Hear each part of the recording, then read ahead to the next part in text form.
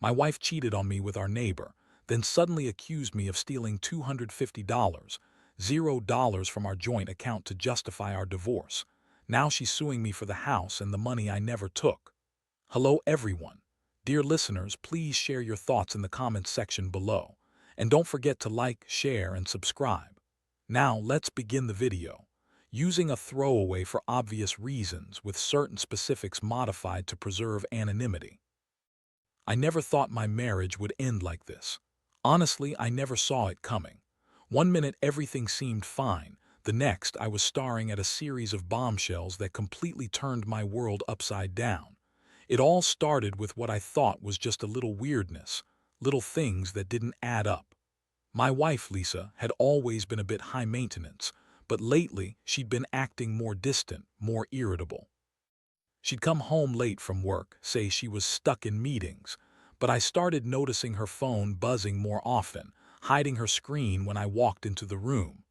I shrugged it off at first, convincing myself I was just being paranoid. Maybe I was overthinking. Who wants to believe their wife is cheating on them? Then came the night I found the text. I was sitting on the couch scrolling through my phone and Lisa left her purse on the table. I wasn't snooping, I swear, but I caught sight of a message notification that popped up. It was from someone named Jake. The message read, "Can't wait to see you tonight, babe. It's been too long." My stomach dropped. I quickly looked away, heart pounding. I wasn't sure what I expected, but I knew it wasn't that. I kept thinking about it, and over the next few days I started noticing more odd things. Late nights, strange absences, her phone always in her hand or tucked away. I even saw her leaving the house with her phone at her ear, whispering hurriedly, then hurriedly deleting messages afterward. One night I decided I'd had enough. I followed her. It felt like a scene from some bad movie, but I had to know. She slipped out of the house wearing that bitchy smirk she always put on when she thought she was getting away with something. I trailed her in my car, keeping a safe distance. She went to a small, shabby apartment complex just a few blocks from our house. There I saw her go inside with Jake. I saw the way her hands touched him, the way she kissed him like she was starving for it. That was the moment I knew for sure my wife was cheating on me with our neighbor, Jake. I felt like I'd been punched in the gut. My mind was racing, trying to process how I'd missed all the signs, how I'd been blind to this betrayal. When I finally got home, I couldn't sleep. The house was silent, but my mind was loud. I sat there staring at the ceiling, replaying everything I'd seen. I felt a mix of anger, hurt, and confusion. How could she do this? How could Lisa, the woman I loved and trusted, throw everything away for some meaningless sex with Jake? And what about the money? We weren't exactly rich, but we had a decent life. Our savings, our plans for the future. And now I felt like I was sitting on a ticking time bomb. I had no proof she was stealing from us, but her recent strange behavior, her secretive phone habits, and now this affair, it all pointed to something bigger. I knew I had to confront her, but I also knew this was just the beginning of something much worse. The next morning, I woke up with a knot in my stomach that wouldn't go away. I kept replaying everything I saw the night before, trying to find some kind of explanation that didn't make me feel like a complete idiot. But deep down, I knew. I knew Lisa had been cheating on me for months. It wasn't just a one-time thing. It was a whole affair, and I was the last to know. I decided I had to confront her. I didn't want to do it immediately, not without a plan. I needed to gather evidence, figure out what I was dealing with, and most importantly, prepare myself emotionally. But I also knew I couldn't keep pretending everything was okay. So I sat her down that afternoon, trying to sound calm, trying to keep my voice steady. I told her I knew about Jake, about the late nights, the secret texts.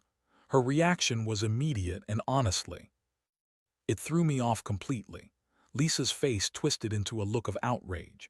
She scoffed, rolled her eyes, and said, "You're crazy. I don't know what you're talking about. You're just paranoid. Maybe I've been working late, or maybe you're just imagining things." She was good at lying, I'll give her that. But I saw the flicker of guilt in her eyes, the way she avoided eye contact, the way her voice cracked just a little. Still, she kept insisting she was innocent, that I was overreacting, that I was just jealous. She even had the nerve to say, "You're not even that attractive anymore anyway. Maybe I needed something more exciting." That one stung worse than I expected. I didn't press her further right then. I wanted to stay calm, but inside I was boiling. I knew she was lying through her teeth, and I knew I needed proof. I started digging through her phone, her emails, her social media accounts.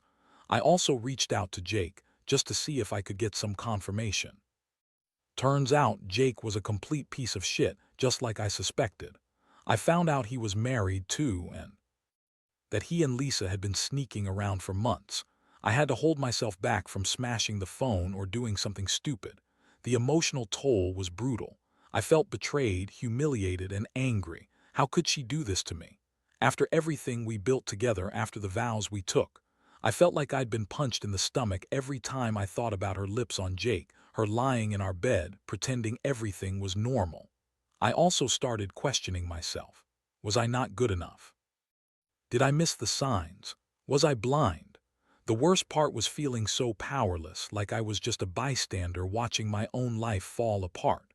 I kept thinking about the money, too.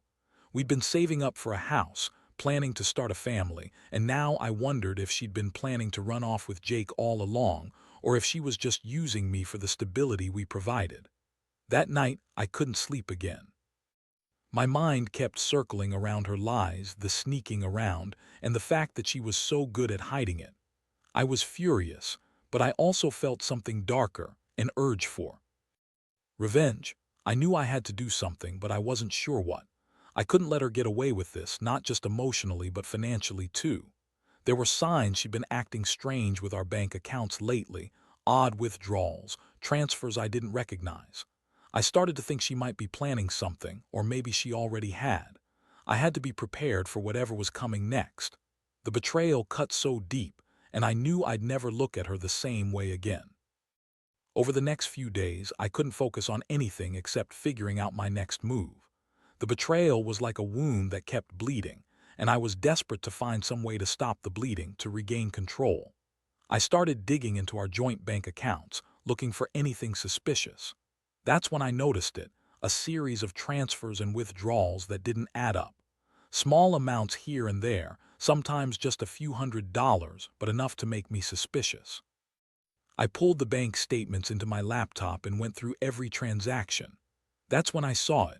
A $50, $0 withdrawal from our account, supposedly for home improvements, but I knew Lisa hadn't mentioned anything about that. I called the bank and demanded details. Turns out she'd taken out a loan against our house, claiming it was for renovations. But she never told me about it, and I found out she'd been secretly planning to sell or refinance the house behind my back. The betrayal hit me like a ton of bricks.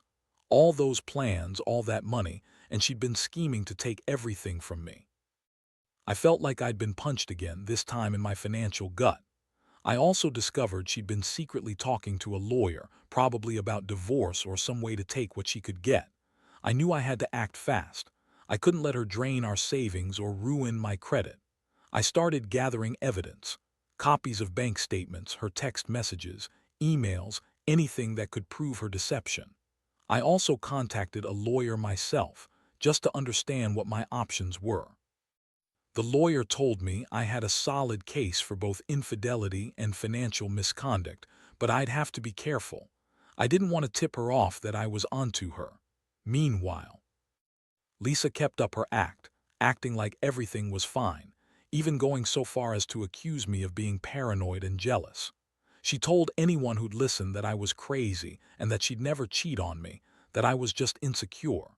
She even started throwing around accusations of her own, claiming I'd been stealing money from our joint account, which was laughable because I'd never touch a dime without her knowing. But she was good at twisting things, making herself look like the victim. I knew she was trying to turn the tables to make me look bad, to create chaos.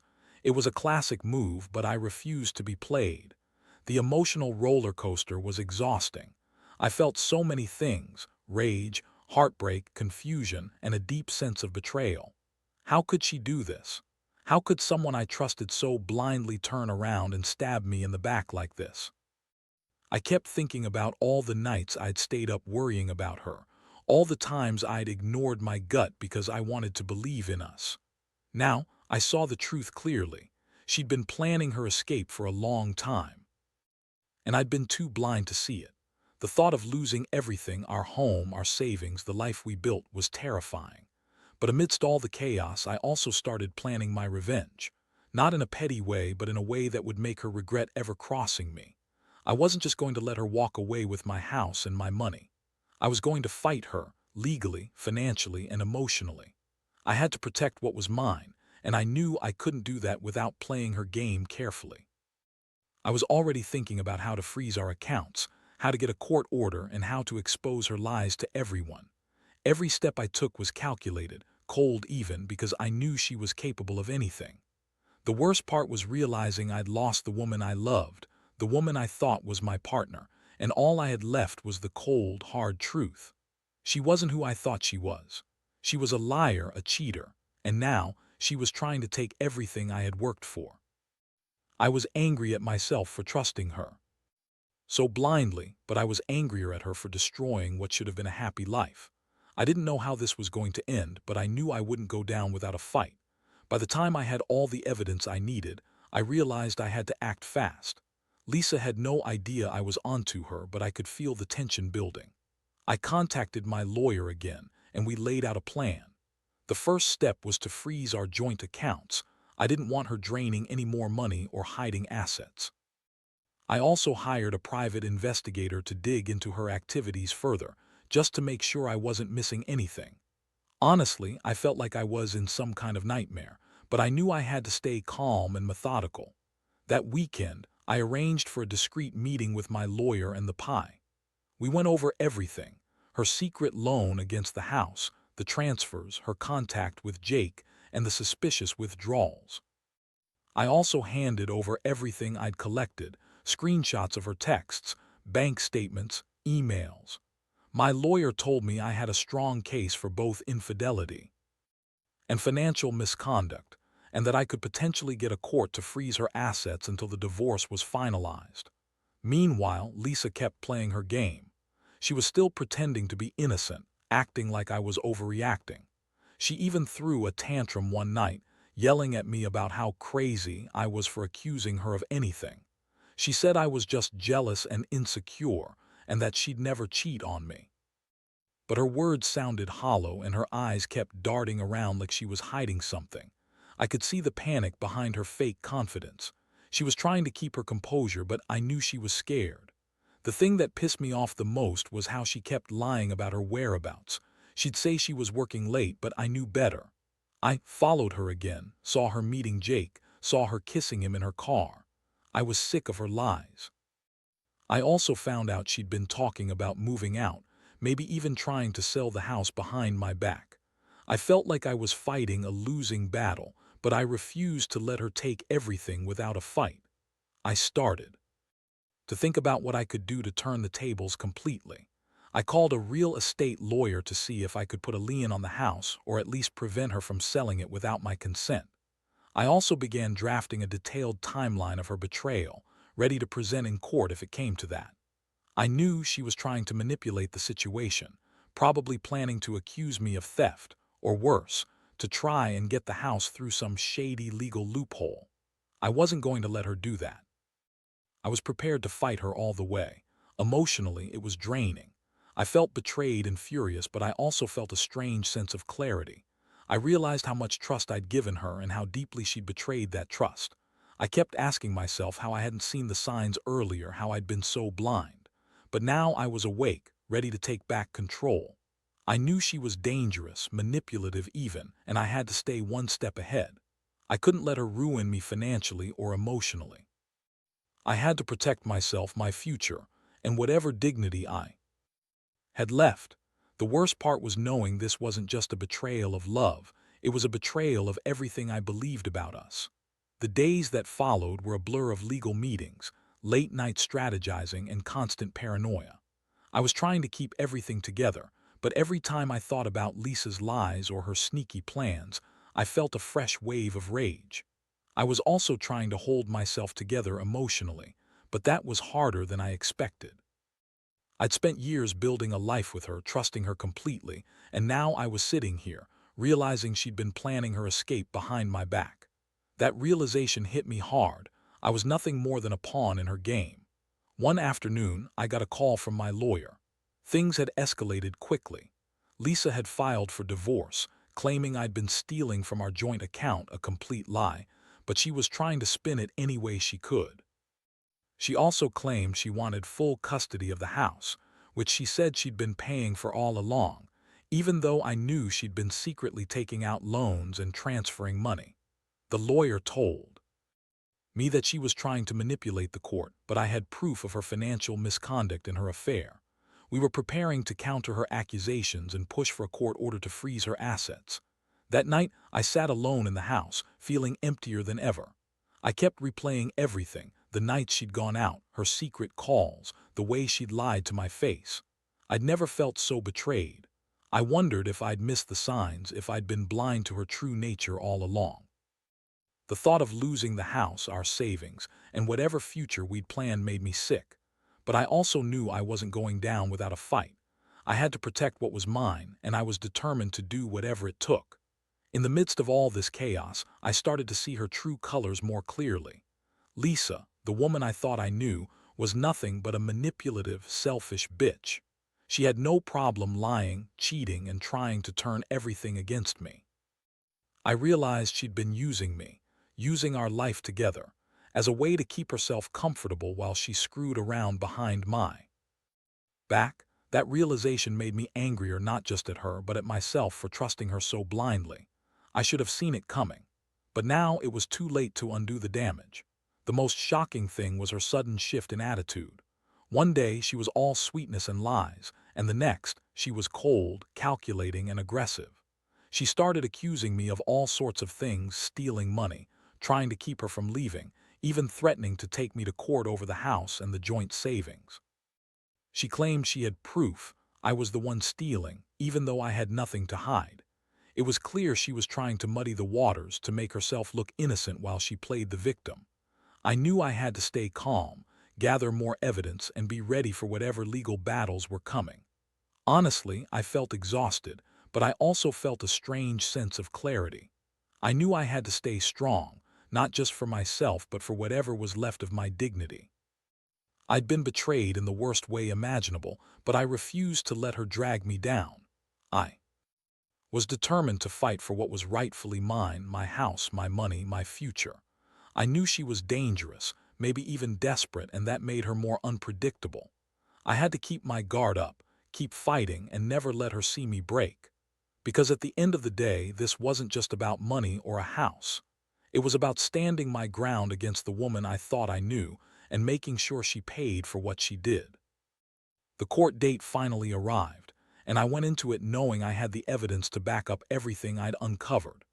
Lisa's lawyer tried to spin her story, claiming she was the victim, that I'd been abusive and manipulative, but I had everything documented: the bank statements, her texts, the witness statements from the pie. When I presented my case, the judge saw through her lies pretty quickly. I could tell she was panicked, desperate even, because her entire facade was crumbling. The court ordered a freeze on her assets, including the house, and put a hold on her ability to sell or refinance anything without my consent. That day, I also learned that Lisa had been planning her escape for months. She'd been secretly transferring money, taking out loans, and trying to hide her tracks. The judge awarded me temporary custody of the house, which I never thought I'd get, and I started the process of dividing our assets. It was a long, exhausting fight, but I finally felt like I was reclaiming my life. In the aftermath, I moved out of the house, not because I wanted to, but because I had no choice. The place was filled with memories I didn't want to keep, reminders of her betrayal. I rented a small apartment nearby, just enough to get by while I sorted everything out legally. The house is still in her name, but I have a court order preventing her from selling it or taking any money from it until the divorce is finalized. I've also started therapy, trying to process what happened and rebuild my sense of self. It's been a brutal journey, but I'm starting to see a way forward. Looking back, I realize I learned a lot from this nightmare. Trust is fragile, and I was naive to think I could see everything coming. Lisa was a master manipulator, and she used her charm and lies to keep me blind. But I also learned that I'm stronger than I thought. I fought for myself when I thought I couldn't, and I refused to let her destroy me. I may have lost my marriage, but I didn't lose my dignity or my future. Now I focus on rebuilding, on healing the wounds she left behind. My advice to anyone going through something similar: don't ignore the signs. Trust your instincts, gather proof if you suspect betrayal, and don't be afraid to stand your ground legally. People can surprise you, sometimes in the worst ways. But at the end of the day, you have to remember your worth. No one has the right to manipulate or betray you, and you don't have to accept that. Get help, stay strong, and remember, you're not alone.